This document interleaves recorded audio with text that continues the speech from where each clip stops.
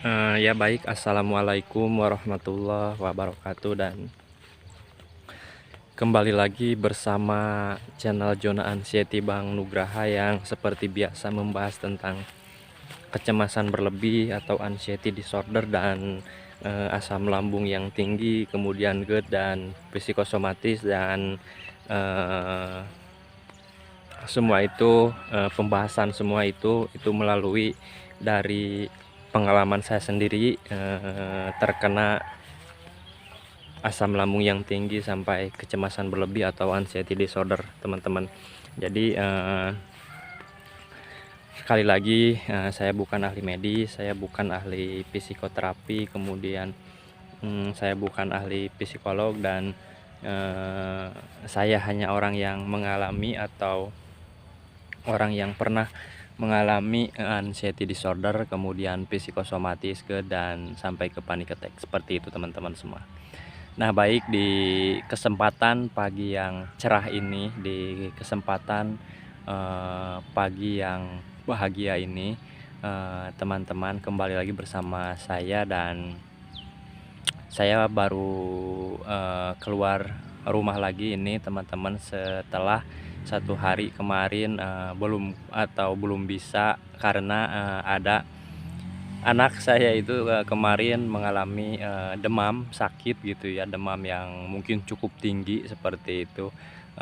Saya selama 1 hari kemarin menemani si buah hati atau anak saya ya, kemarin 1 hari full, teman-teman, karena saya tidak bisa kemana-mana, hanya menemani anak saya kemarin di rumah, dan sudah berobat, yang mungkin ini jadi salah satu pembahasan kita ya untuk hari ini, teman-teman. Dan iklan dulu. Teman-teman semua yang belum subscribe, tolong di subscribe dulu ya channel Jona Anxiety Bang Nugraha, yang dimana kalau misalkan banyak yang subscribe, mungkin saya berharap channel atau Jona Anxiety Bang Nugraha ini sangat bermanfaat untuk kalian yang masih dalam pemulihan atau masih dalam banyak sensasi, teman-teman. Dan saya sarankan untuk jangan lupa tetap subscribe, nyalakan tombol merahnya ya, subscribe, karena tidak memerlukan materi ataupun biaya pendaftaran melalui saya, seperti itu, teman-teman. Dan yang sudah subscribe, terima kasih banyak yang sudah subscribe ya. Terima kasih banyak, sebanyak-banyaknya yang sudah subscribe, dan mudah-mudahan doa terbaik saya, kalian yang sudah membantu atau membuat video saya atau channel saya berkembang melalui subscribe, saya doakan untuk tetap selalu ada dalam lindungan Allah Subhanahu wa Ta'ala, amin ya Allah. Kemudian selalu dikasih kesehatan, dan kemudian umur yang barokah dan panjang. Kemudian yang sedang merasakan sakit, saya doakan untuk cepat diangkat penyakitnya ya, teman-teman, dan normal seperti biasa, bisa menjalankan aktivitas seperti biasanya, teman-teman. Nah, kemudian jangan lupa untuk di like ya videonya jika mungkin kalian suka, dan mungkin untuk kalian bermanfaat gitu videonya, tolong di like, teman-teman semua. Dan jika ada pertanyaan seperti biasa, tolong diisi kolom komentar, dan saya akan jawab sepengetahuan dan mungkin sebisa saya menjawabnya, teman-teman. Kemudian nyalakan tombol loncengnya, dan siapa tahu dan mudah-mudahan ada video saya yang terbaru sangat memotivasi atau sangat berguna untuk kalian semua yang sedang merasakan sensasi seperti itu, teman-teman, berharap saya.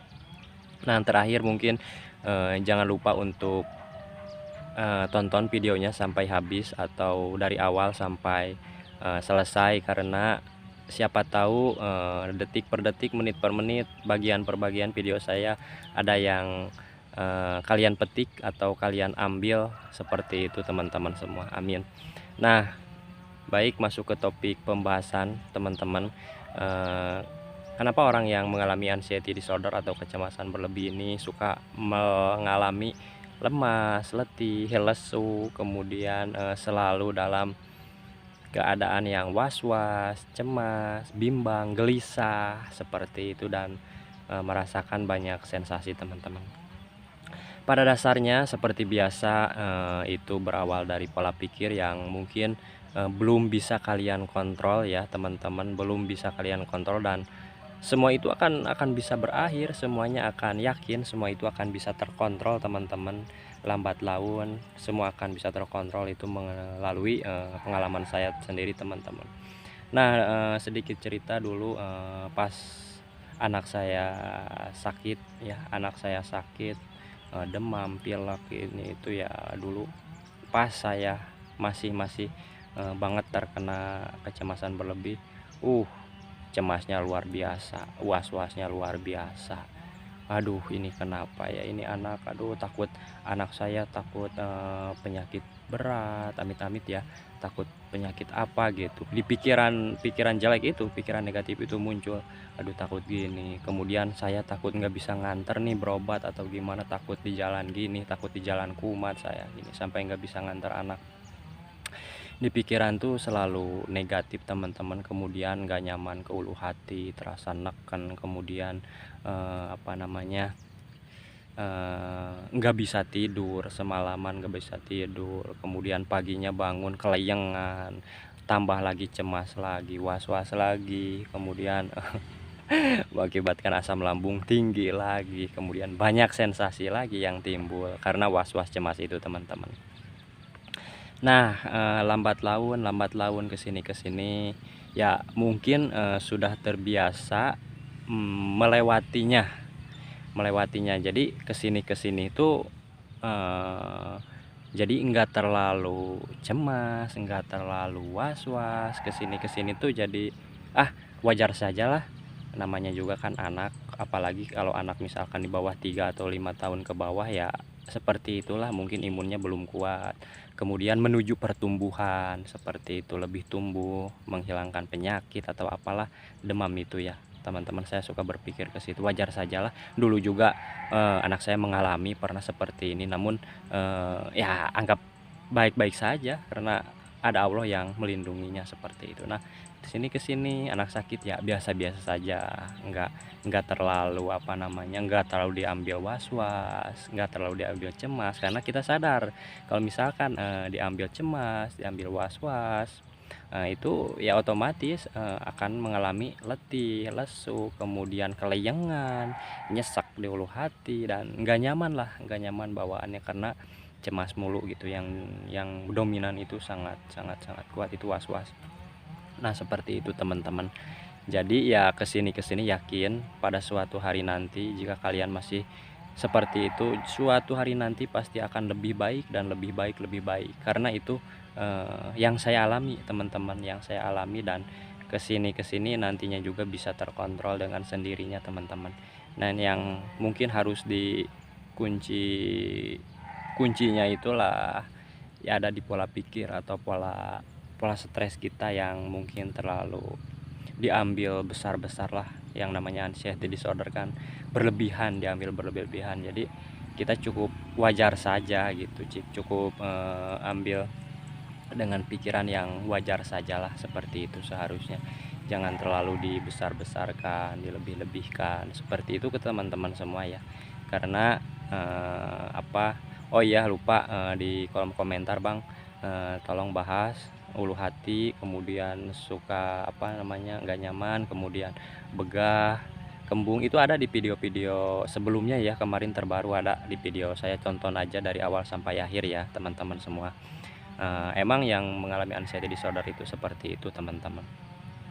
Nah jadi kenapa kita sering was-was, sering cemas, kemudian sering gelisah, sering takut seperti itu. Nah di situ menurut pengalaman saya di situ karena kita ada rasa trauma. Nah rasa trauma ini timbul dari mana? Rasa trauma ini timbul dari dulu, kejadian dulu pas kita pertama kali terkena asam lambung yang tinggi sampai ke GERD psikosomatis.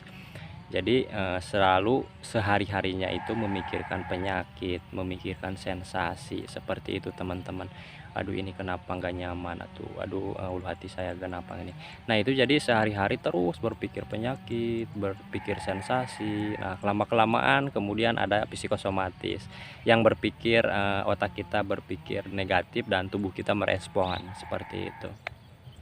Nah seperti itu teman, jadi ada rasa trauma, kemudian setiap harinya itu selalu ada sensasi, rasa cemas datang, gelisah datang.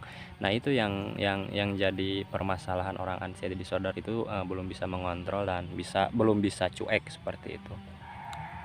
Seharusnya bisa dianggap wajar ya teman-teman, harus bisa dianggap cuek lah, jangan terlalu dianggap serius teman-teman, karena ya gitulah, banyak sensasi kalau misalkan dianggap terlalu berlebih teman-teman.